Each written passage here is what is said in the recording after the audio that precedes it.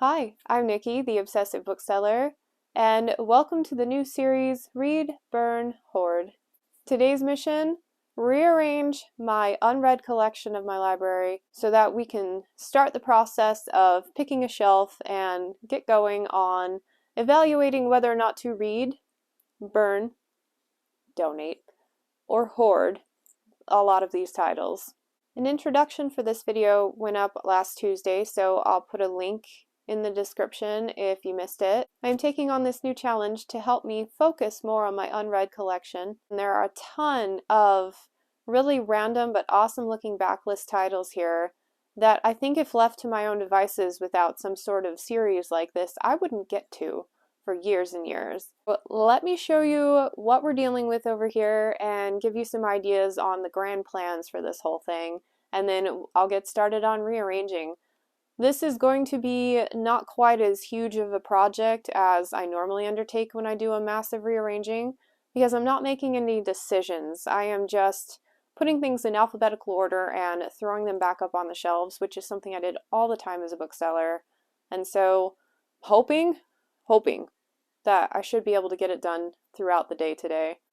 I'm going to have to stop and start a lot, but I don't think that's going to be a problem. So let me show you what we're dealing with. Okay, this is the unread section of my library that I have been showcasing every week for quite a while now. And then this top shelf was romance novels. I conveniently already brought them down here for another video, but I need to go through these as well. I am not going to include the romance in this series. That'll be an evaluation for another day. Basically, if I need more room after all this is done, then I'll look at these, because I can make more definitive decisions with those a lot easier. Right now, these books are organized by priority, as you've heard a million times, I'm sure. But I really love having my highest priority books in their own little TBR section right here. So I think what I'm going to do is maintain this system, because out of everything I've done lately, this has been the one that has brought me the most joy.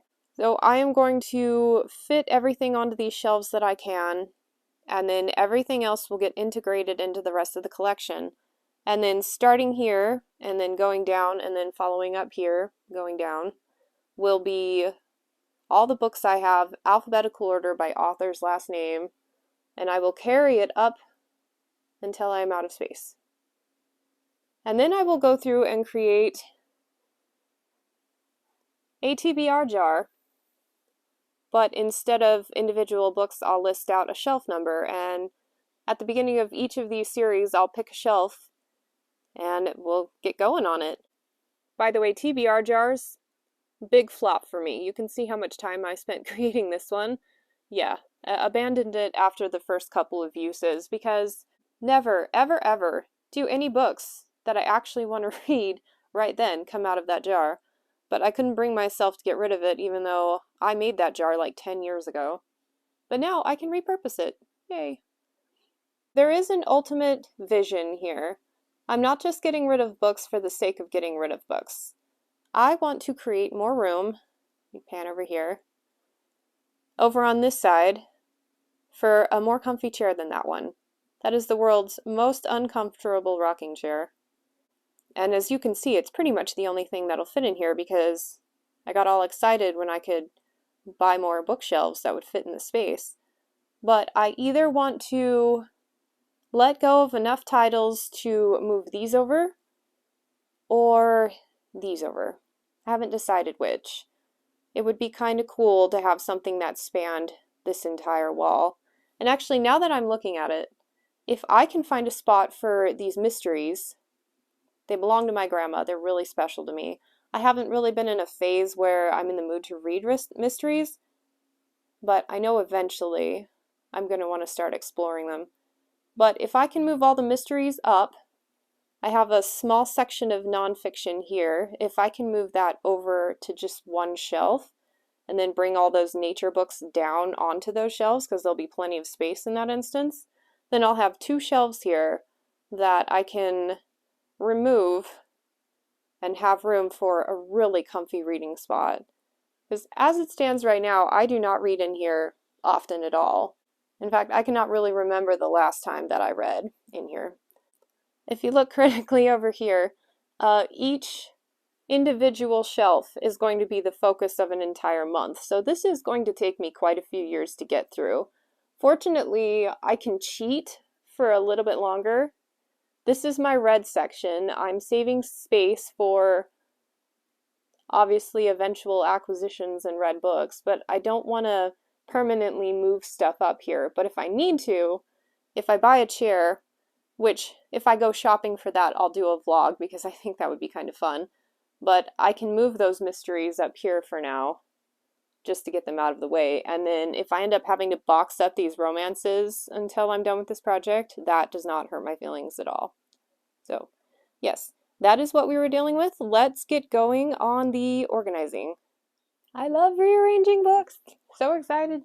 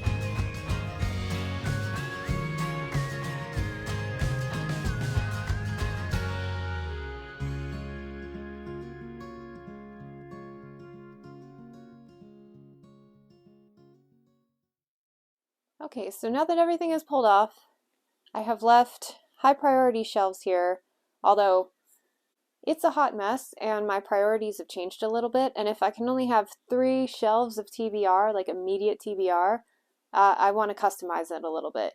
But while I was doing that, I realized that I have 2 stacks of unread books that I picked up with Christmas money. So I've hauled a couple of books since Christmas, and I haven't had a chance to share them yet, so I'm going to stop what I'm doing, film a book haul, so that I can incorporate them into my collection here. I'm going to fix that probably off camera, and then when we resume, I'm going to sort all of these alphabetically on the floor. And truthfully, had I not been doing this for YouTube, I probably would have been sorting them as I was bringing them off the shelves, but I figure this is more camera friendly, so we will be doing the less efficient way.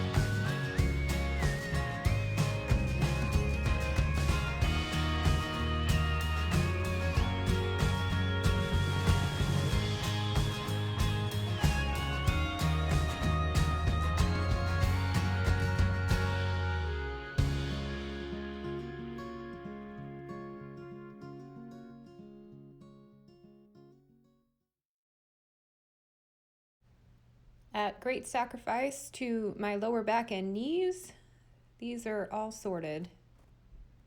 Now for the fun part of taking them and putting them on all these shelves.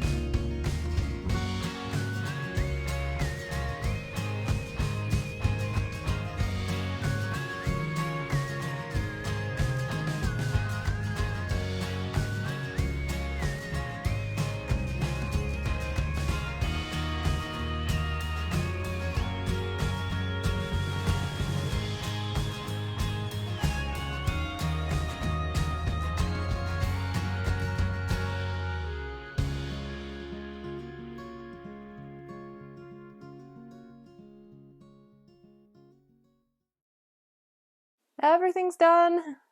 That took just a little bit longer than I was thinking it would. Probably an hour and a half for the whole process, and I'm exhausted. Like, I used to do this all day, every day for Barnes & Noble, and my joints and wrists and knees and back and elbows, everything. We're all grateful that I am doing other things right now. There is something incredibly cathartic about putting books in order. It's so good for my soul. A lot of people ask me why I have the system I do for my library, because they're like, you must be constantly moving books with the way you've got it. And I'm like, yes I am, because it's good for my soul and I love doing it. So all the books are set up where they're supposed to go, and now I'm going to go through and add labels, number each shelf, each respective section, and create the corresponding folded papers to go in the jar. And then I'll pick which one I'm going to be focusing on for most of March. This is so exciting. Okay, labeling is all complete. And I have to say, after all that work, it feels nice to have my collection back together again. And I love that I got these high priority shelves out of the process of arranging things by priority. So these are not part of the challenge. These are books that I plan to read anyway, and we'll probably get to them long before the challenge is wrapping up, which, based on the number of shelves here, is going to be a couple of years, which I'm okay with. I'm okay with leaving things the way they are for a 2-year commitment, especially since it means I have a system in place now to make a concerted effort to go through my unread section. And I do like the variety of going alphabetical by author's last name. So there is a healthy mix in each shelf of want to reads, want to burn, and want to hoard. So we'll get more into that. So I know I'm jinxing myself here, but worst case scenario for me in these first couple of months of doing this is picking a shelf that's only one author. I just don't find that nearly as interesting as the ones with a lot of variety, but I've got basically a Mercedes Lackey shelf here, more or less, Terry Brooks, and then R.A. Salvatore, and and Anne McCaffrey. Anne McCaffrey out the butt, so many. Yep, even after going through all this work, I'm still just as excited to get started on this.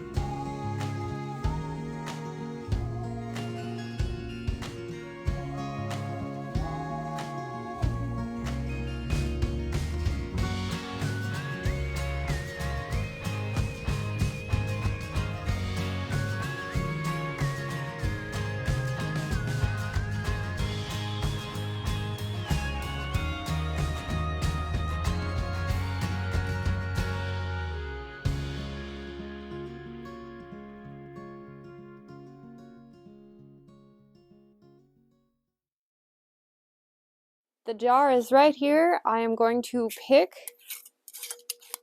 to see which section will be the focus for the next month.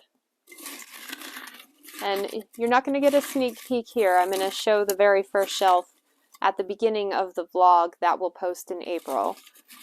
But just for numbers' sake, I will be doing 29, which is up at the very top, and you watch, it's going to be that R.A. Salvatore section. Okay, this is awesome. I will see you in a month with the results of this project. Thank you so much for joining me on this video, and I can't wait to talk to you next time. Bye.